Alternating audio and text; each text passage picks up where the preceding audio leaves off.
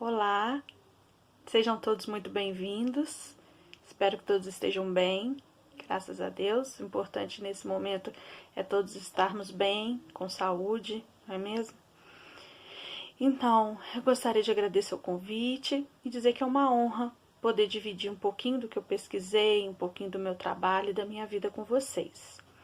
Então, para vocês me conhecerem um pouquinho melhor, meu nome é Cristiane Veloso, eu moro em Juiz de Fora, Minas Gerais, e sou professora na rede pública de ensino há 17 anos. Atualmente, eu estou fazendo doutorado em estudos literários e a minha pesquisa é sobre a literatura infantil afro-brasileira. Eu fiz mestrado, mas meu mestrado não foi em literatura infantil, foi na literatura afro-brasileira adulta. Eu pesquisei as poesias da autora Cristiane Sobral. E já posso adiantar um pouco para vocês que essa temática da literatura infantil não é uma temática assim muito comum nas faculdades de letras. Ela é uma área de pesquisa muito comum na área da pedagogia. Na área de letras não é muito comum.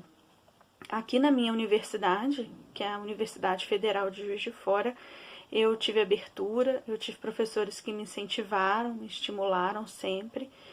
E meu orientador esteve sempre de braços abertos para minha pesquisa, acolhendo tudo que eu trazia para ele, até porque as minhas demandas de pesquisa teórica partiam de uma vivência, né, na prática em sala de aula.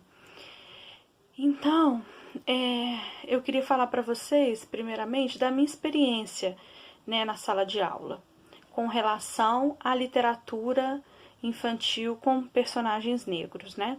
E o que envolvia as questões da negritude de uma forma geral.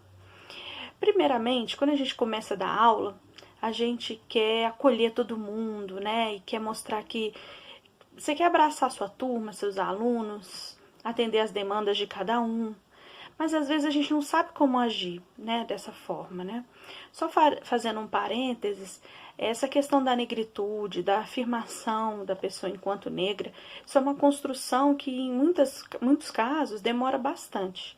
No meu caso, por exemplo, demorou muito, porque eu sou filha de pai negro e de mãe branca, e a vida toda eu fui lida como morena, moreninha.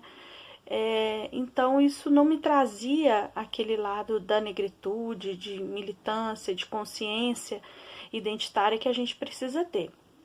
E eu achava que eu precisava, e fui descobrir isso adulta, né, mais velha, e me reconhecer, e me ler enquanto negra, e deixar de alisar cabelo, e deixar o cabelo natural. Fui fazer isso já adulta.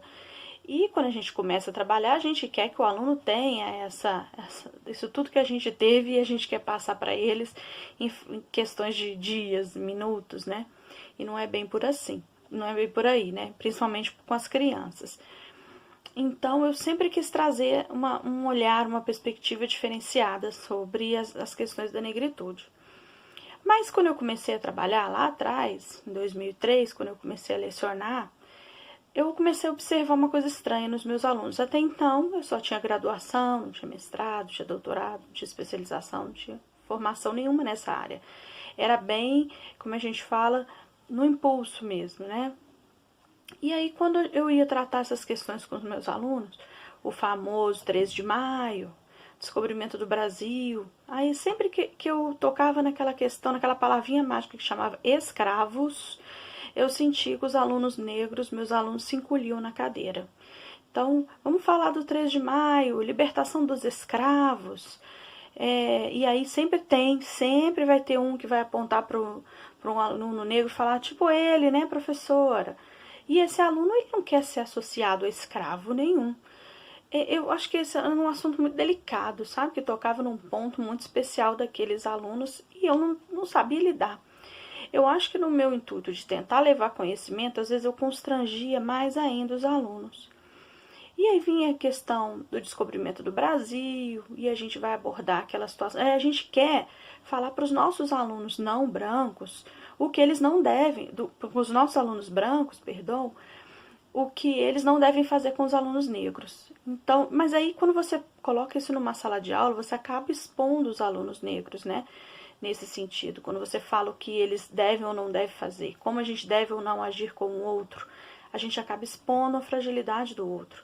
Então eu tô contando isso tudo para vocês para falar que a gente trabalha muito errado, né? Se tem alguém aqui que tá caminhando, que tá estudando para a sala de aula, para alguma coisa nesse sentido, saibam que vocês vão errar. Fiquem tranquilos, isso é normal. Eu errei muito. Por quê? Eu trago isso para vocês, porque não basta a gente ser bem intencionada, a gente ter uma experiência particular de vida, a gente precisa de estudo, precisa de formação, isso é a base de tudo. E contando mais avançando nesse meu lado das minhas experiências, para contextualizar, né, todo o meu trabalho de pesquisa, eu fui e falei, não, gente, tem alguma coisa que está errada, eu não posso tratar assim, vou estudar, vou pesquisar. E aí comecei a ler, encontrei um curso de especialização, uma pós-graduação, entrei na pós, e ainda, assim, no comecinho da pós, eu comecei a descobrir os livros de literatura infantil, com temáticas africanas, com temáticas negras, e eu achei aquilo o máximo, porque eu não fui uma criança que me via nos livros de literatura. E até então, no começo da minha docência, também era uns 3 por aí que passavam, né? Sempre aqueles mesmos 3, a bonequinha preta, a cor da ternura. Sempre são os mesmos. Não que eles sejam ruins, mas eram raros. Né? São livros muito bons, mas são livros raros. Aí descobri a literatura, mais livros, né, de literatura voltado para as crianças, e descobri um livro que chamava-se O Cabelo de Lelê. Isso em 2004, 2005, por aí mais ou menos, eu não estou bem lembrada das datas. E aí eu falei, olha que legal, olha um livro com uma menina negra de cabelo crespo, vou levar para a sala de aula. Levei para a sala de aula toda animada, toda empolgada, vou fazer um trabalho. E a partir dali eu pensei em fazer trabalho de arte, trabalho de modelagem e oficina de penteado afro e viajei na maionese. Quando eu cheguei com aquele livro na sala de aula, meu Deus, foi um sofrimento para mim. Porque eu queria que o livro causasse um impacto positivo nas crianças, como a priori ele tinha causado em mim. Só que não foi isso que aconteceu. Aconteceu que os meninos, especificamente, porque era uma personagem menina, os meninos riam da personagem, debochavam, né? Crianças entre 9 e 10 anos. Riam da personagem Lelê. Credo, que feia, olha o cabelo dela, horroroso, cruzes. E aí eles começaram a apontar na sala as meninas. Olha lá a Lelê, olha ali a Lelê. Então um livro que eu achei que ia causar um impacto positivo, causou um impacto extremamente negativo. Falei, meu Deus, e agora? Nossa. E aí eu falei, calma, né? Às vezes foi essa turma, eu estava num projeto de literatura, vou para outra turma. Foi com menos intensidade, mas houve o mesmo problema. Eu falei, tem alguma coisa errada aí, tem alguma coisa errada. E eu fiquei com isso martelando na cabeça e ao longo da minha especialização, eu comecei a estudar um pouco mais de ilustração e aí eu comecei a ver que aquele livro tinha alguns problemas de ilustração. Ele foi muito bem intencionado, mas ele tinha umas marcas de exagero no tamanho do cabelo da menina, né, no próprio jeito de ilustrar o cabelo dela, da personagem, que causava essa atitude nas crianças. Mas era o único livro que eu tinha, falei, vai ser esse que eu vou trabalhar. E aí eu desenvolvi uma técnica de trabalhar com eles, antes de contar a história, de trabalhar com eles a ilustração do livro. A ilustração dos livros. O que é ilustração, como que se ilustra, e fazer uma dinâmica que você dita mesmas orientações e cada desenho sai de um jeito, para eles entenderem o que era desenho. E aí eu ia contar o livro para eles, mas eu falava, antes de contar, eu falava como era a personagem, quem era e como era, pedia para eles imaginarem na cabeça. E aí quando eu mostrava o livro, eu falava assim, essa aqui é a imaginação da ilustradora. Quando a gente escreve uma história, a gente conta a história e a ilustradora imagina como ela vai desenhar. E aí ela desenhou dessa forma, não que isso seja real. Então, isso deu uma baixada na poeira, sabe? Quando tinha algum aluno que queria debochar da coleguinha por conta do cabelo, vinha um outro e falava assim, não, mas aquilo é imaginação, não existe um cabelo daquele jeito, você não pode falar assim.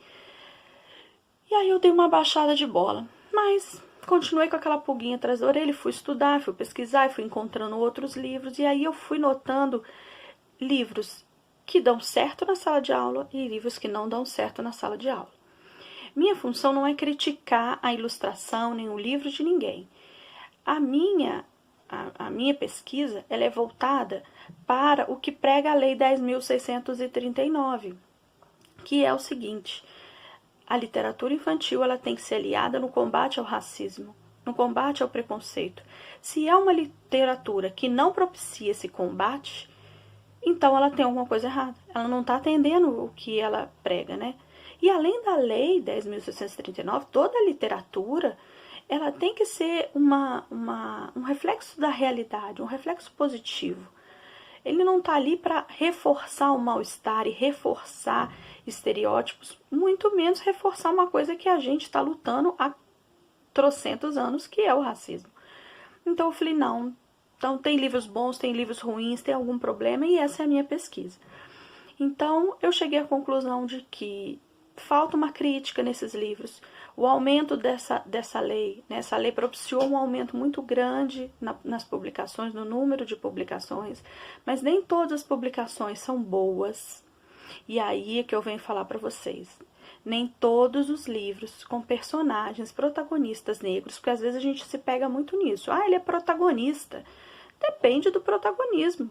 Não adianta ele ser o protagonista e o enredo ser ruim, e a ilustração ser ruim. O que aquilo vai causar na criança não é positivo, não é bom. Então, a primeira coisa que eu falo para vocês, tem que ter estudo, tem que ter formação. Vamos ler, vamos nos informar, como fazer, o que fazer, quem pesquisou, né? Não só livros famosos, eu vejo muita gente publicando livros de autores famosos, não só isso, mas as pesquisas. Vamos ler as pesquisas das pessoas, o que elas estão pesquisando? Olha, essa pesquisa corrobora com aquele pensamento da fulana. Ih, não, essa pesquisa está falando alguma coisa que aquela autora não falou. Então, vamos pesquisar, vamos nos inteirar dessas questões, para que a gente possa ter uma opinião formada e possa saber o chão que nós estamos pisando, principalmente quando a gente está falando de crianças. Que pode ser uma coisa positiva, mas um trauma na escola ou em qualquer lugar, né? Mesmo quem for comprar um livro para o seu filho, às vezes você compra um livro que acha super legal e aquele livro não vai ter o impacto positivo que você espera. Isso é frustrante, e isso é frustrante para quem compra e traumatizante para a criança que vai ouvir, não é? Então, eu vou deixar para vocês, no final do vídeo, alguns livros onde as ilustrações não foram bem aceitas pelos meus alunos. Nós temos uma ilustração num livro que chama A Menina Transparente. Um livro é muito bonito, o texto é muito bonito, mas a ilustração não combina com o texto. E lá nós temos uma figura muito estranha, gente, que as crianças associaram à figura de um diabo. Falaram, né, aqui em Juiz de Fora eles costumam chamar de professora, às vezes de tia. Nossa tia, nossa professora, quem é essa figura? Eu falei, gente, é a alegria, né? Ela estava representando a alegria no texto poético. Nossa, mas parece o diabo. Numa outra ilustração, eles viram animais. Mas isso é gente, tia? Eu falei, não, mas não está aparecendo. Aqui na minha cidade a gente tem capivaras ao longo do rio que corta toda a cidade. Alguns até associaram as capivaras. E outros igual a Lelê, que ela é feia, que o cabelo é feio.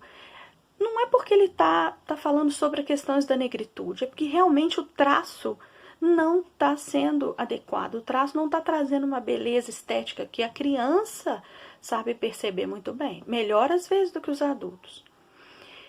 E ao longo das pesquisas também foi possível perceber livros belíssimos, né? Onde as ilustrações são muito bem feitas, muito bem cuidadas, um cabelo muito bem desenhado.